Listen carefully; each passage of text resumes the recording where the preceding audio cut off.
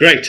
Maybe we can start with the conversation around the mid-market. So, interestingly, when we speak to a lot of people offshore, they don't, the idea of this mid-market space is quite new to them. There's not a lot of knowledge around what it is, why it might be different, why it might play out different to an investor versus large cap deals.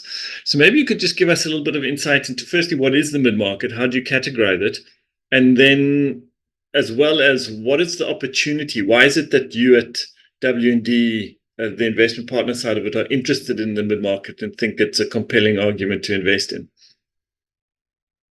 Nice to meet you, everyone. My name is Brian Cornell. I'm the head of equity managing director at Walker Dunlop Investment Partners. We are the investment management arm of Walker and Dunlop, a public diversified real estate company with approximately 1,200 employees in the US across 45 different offices. When we use the term middle market, we're typically referring to transactions that are less than $100 million.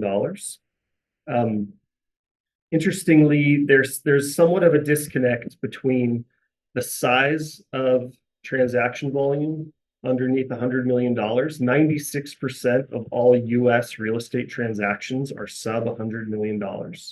And close to 90% are sub $50 million. And yet, on the institutional investment side, a majority of the real estate funds being raised are for larger strategies where sponsors are writing $25 million plus checks, so they're being boxed out of that middle market space.